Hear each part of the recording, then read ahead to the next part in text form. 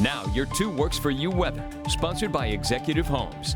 All right, so we continue to track those severe thunderstorms moving away from Oklahoma. That's good news. Things are beginning to wind down as far as severity is concerned here in northeast Oklahoma.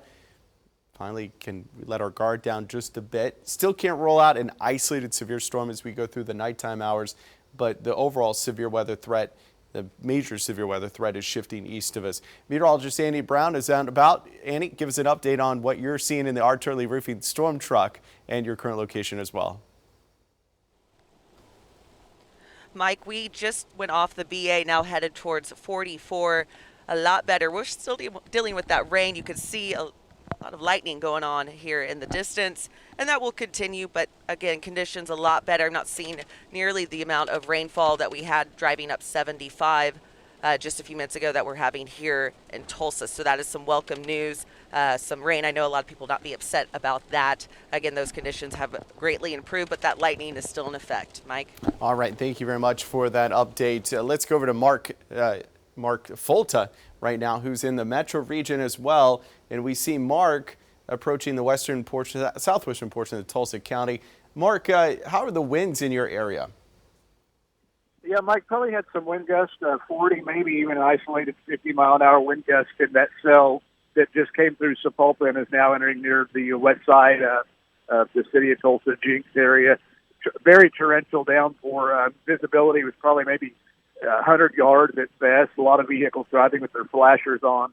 But no hail, just that wind and heavy rain, and hydroplaning is an issue. I did have a pickup truck in front of me lose control at the Sepulpa exit and went off the roadway and ended up facing the wrong direction. Oh, no. So if you got to get out tonight, be advised of that, Mike. Yeah, that's not good. Mark, I appreciate your updates tonight. Let's go back to radar, and you can see moderate to heavy rain right now from Sepulpa down towards the Okmulgee area. Mike Scantlin has been watching this activity as well all evening long. Mike, give us an update on what you're seeing at this hour. Earlier, it was a bit of a mess. Yeah, Michael, really a couple of intense hours there driving through, really close to rain-wrapped tornadoes and never getting to see any of it. But fortunately, we didn't see much in the way of damage down southwest of McAllister and over towards Atoka. But right now, we've been keeping our eyes on this stuff to the south and east, and then the stuff coming from the west. As it gets close to me, it seems to be fluffing out, and that's just, that's exactly what we want to see right now, Mike. Yeah, that's right. And so the severe weather threat is diminishing. That's some good news here in northeast Oklahoma. Again, could still see an isolated hail report or two as we go through the overnight hours, but the major severe weather threat is beginning to wind down. So numerous showers and thunderstorms across the metro region through at least the midnight hour. Then those will begin to move away from the area. Might see a spotty shower thunderstorm overnight tonight, but the severe weather threat low. You can still see some showers in the area tomorrow morning. It's going to take some time before we get that rain out of the area, but we'll improve. As we look outside right now, Dave's Clear RV Weather Camera Network, we've got a lot of rain still in the metro region. It's 65 degrees. We have northeast winds at 9 miles per hour.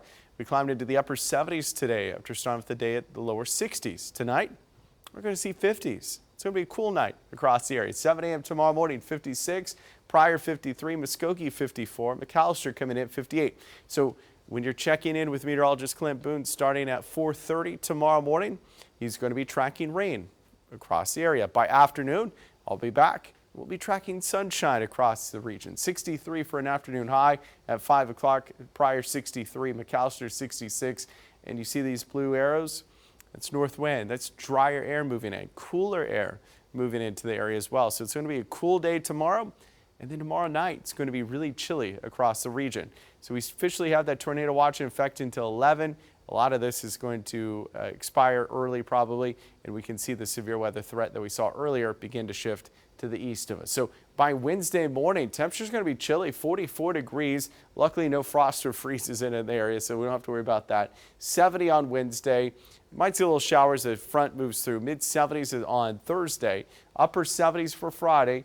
This weekend could be a little unsettled. We're going to watch that and see how that evolves. Temperatures in the 80s for highs.